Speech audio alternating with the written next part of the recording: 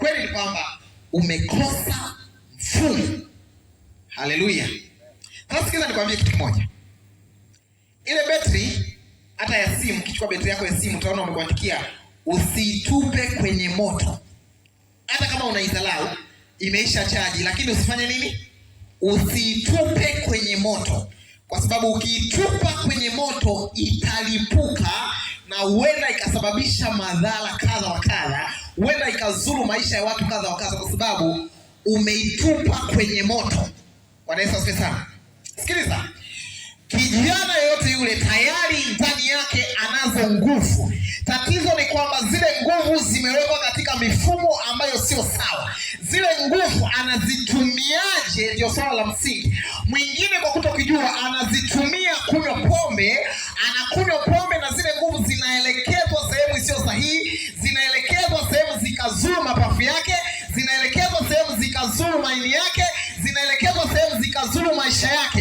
Ile ni nguvu. Kama hakuna nguvu hakuna madhara. Kitu chochote ambacho kinaweza kuleta madhara ni kwamba kina nguvu. Haleluya. Kijana yote ambaye anaweza kuyazuru maisha yake ni kwamba anazo nguvu, lakini tatizo zile nguvu zimeelekezwa sehemu ambayo sio sahihi. Haleluya.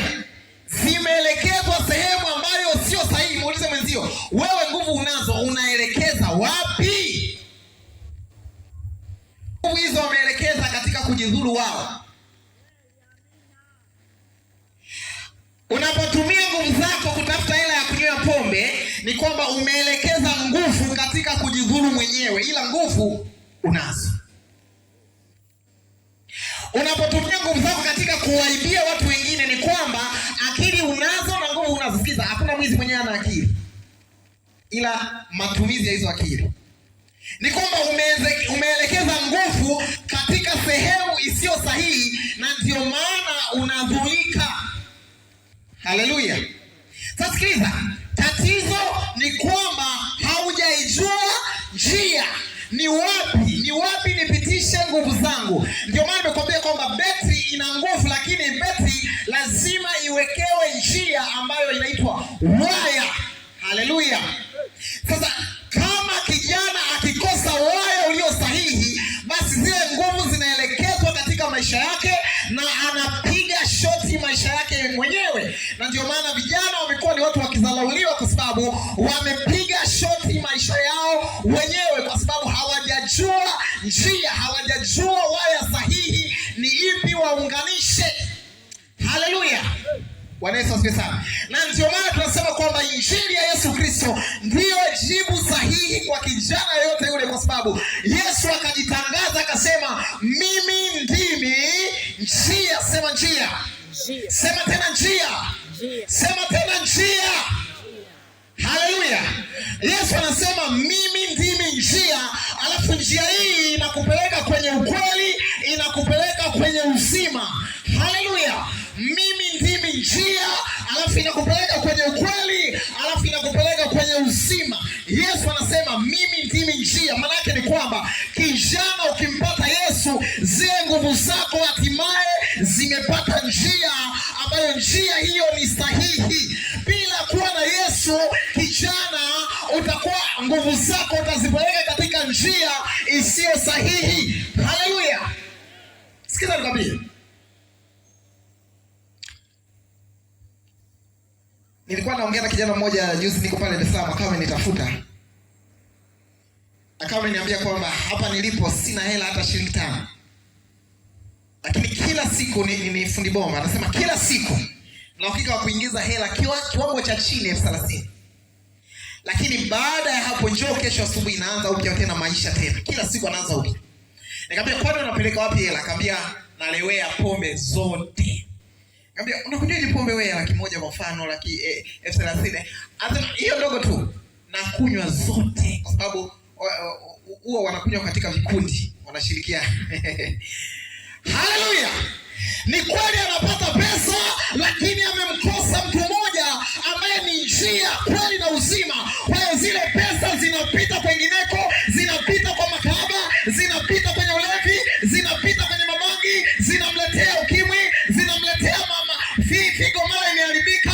Kwa nini? Kwa sababu amekosa njia. njia. Sasa nikwambie kijana mwenzangu, Yesu ndiye njia. Ni kweli unazo nguvu, lakini hizo nguvu zinahitaji waya, zinahitaji njia ili zilete matokeo, ili familia yako inufaike pamoja na usomi wako. Unahitaji njia, unamhitaji Yesu. Yesu ndiye njia. Haleluya. Usomi bila njia ni sawa na kuchukua betri ya simu ukaitupa kwenye moto, alafu ikasababisha mlipuko, watu wakadhulika, alafu baadaye tukawalaumu Tekno kwamba betri zetu zinaua watu. Hapana, sio kwamba betri zetu zinaua watu. Betri zetu tumezitengenezea njia, tumezitengenezea waya zake ambapo zinatakiwa ziwekwe hapo. Ninyi mliweka wapi? Sikiza nikwambie, usomi bila Yesu ni hatari. Kwani unadhani wanaotoa mimba wa dada si ni madaktari? Ndio, ni wasomi ambao usomi kwao ni nguvu, lakini ile nguvu imekosa njia, ile nguvu imekosa mwelekeo. Anatumia usomi wake kuharibu jamii. Amesahau kwamba yeye hakutolewa mimba, lakini sina shida ya kumlaumu sana, kwa sababu ninachojua ni kwamba amekosa njia. Sikia popote ulipo, nimekuja nikwambie Yesu ndiye njia. Ukiwa na usomi unahitaji njia sahihi ili usomi wako ulete faida kwenye taifa. Unamhitaji Yesu ambaye ni njia, ambayo njia ni ya kweli, ambayo kweli utatuletea uzima katika taifa, uzima katika familia. Lazima upate njia ambaye ni Yesu. Haleluya. Nakumbuka kule kwetu kulikuwa na stendi, na pale stendi kulikuwa na vijana wachache ambao walikuwa na uwezo mkubwa sana katika kupigana ngumi.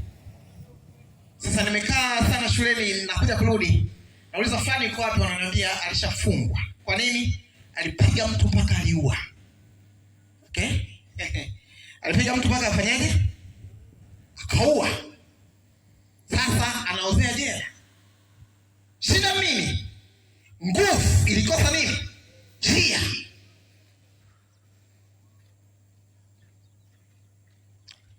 Mtu yoyote ambaye atakosa njia halafu akapata nguvu, ile nguvu ndio ikaanza kumuongoza, akaanza kupita kokote kwa sababu tu ana nguvu. Sikiza, ni kama vile mtu ambaye gari limewashwa mafuta, limewekwa mafuta alafu limewashwa, alafu hajui ni kipofu, haoni njia iko wapi. Kitakachofuata anaweza kuingia polini, anaweza kugonga watu, anaweza kugonga miti. Tutegemee maisha yake yako hatarini, tutegemee na watu wako hatarini kwa sababu yake. Nasema ndivyo alivyo msomi yote ambaye ameikosa njia, ndivyo alivyo mwenye akili yote ambaye ameikosa njia, ndivyo alivyo tajiri yote ambaye ameikosa njia, ndivyo alivyo mwenye nguvu yote ambaye ameikosa njia. Haleluya. Kuna watu leo wanalia kwa sababu kama isingekuwa pesa wasingekuwa na ukimwi, lakini analizilaumu pesa. Sikia nikwambie, tatizo sio pesa, tatizo ulikuwa hauna njia namna ya kuzitumia pesa na pesa zikakuongoza. Leo nimekuja nikwambie kwamba Yesu ndiye njia. Unamhitaji Yesu katika maisha yako. Ni kweli unaishi unahitaji pesa peke yake, lakini pesa peke yake zitakuua, kwa sababu Yesu ndiye njia. Haleluya. Yohana akatuambia mnazo nguvu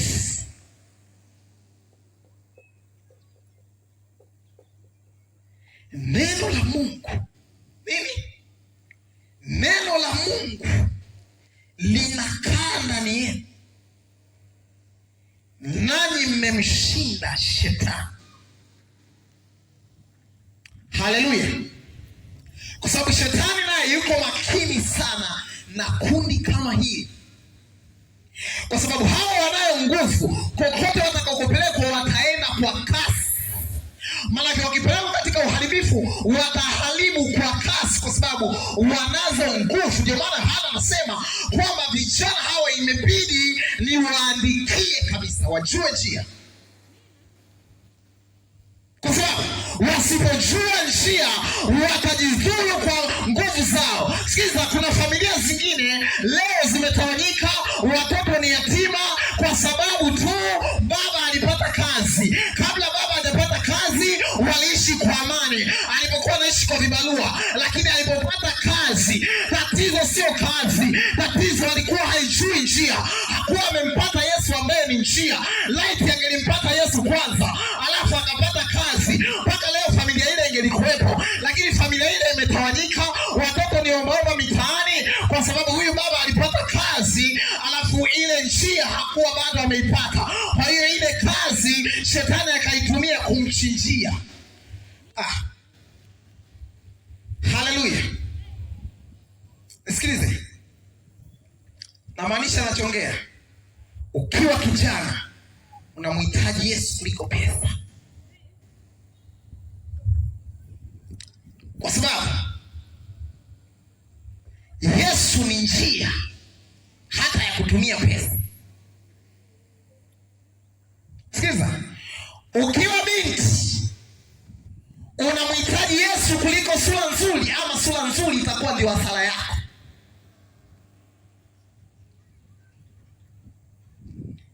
Kama hujajua, usipokuwa na Yesu sura nzuri ni laana.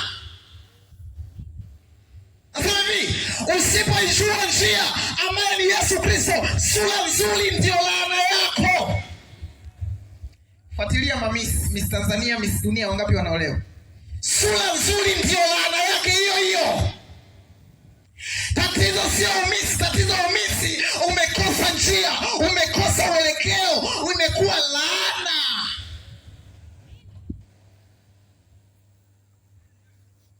Kumbe unahitaji njia.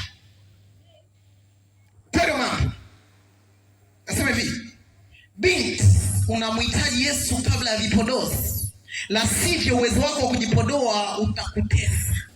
Uwezo wako wa kujipodoa utakuwa laana kwako. Katika hasara ambazo utakuwa umewahi kuzipitia, disadvantage ni uwezo. Yeremia akasema, mwenye akili asijisifu kwa sababu ya akili yake, mwenye hekima asijisifu kwa sababu ya hekima yake, wala mwenye nguvu asijisifu kwa sababu ya nguvu zake, lakini ajisifuye ajisifu kwa sababu hii, ananifahamu mimi na kunijua. Haleluya. Yes. Kwa nimalize. So kijana yote anazo nguvu. Mwingine zimetokea kama nguvu ya akili sana.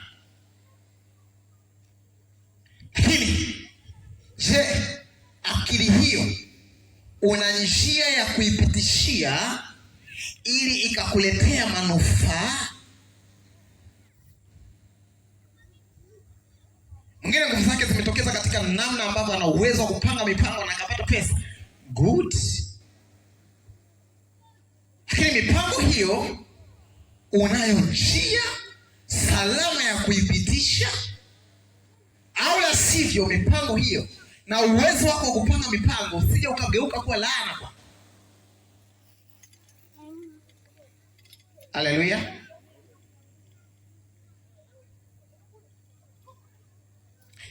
Umetumwa na Bwana tu kuamsha vijana kwamba pasipo Yesu Kristo ujana ni laana. Bwana, ungetoka utoto ukapitiliza moja kwa moja uzee, kwa sababu hapa katikati utaokota matakataka. Hapa katikati utaokota ukimwi. Hapa katikati hapa katikati hapa utaharibu mwili wako. Hapa katikati hapa ni vizuri mapema kabisa ukaijua njia hapa katikati. Haleluya. Hapa katikati natamani kwamba ujana wako uwe baraka.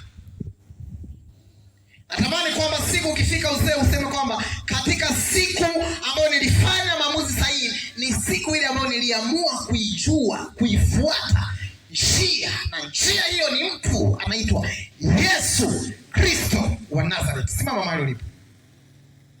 Simama.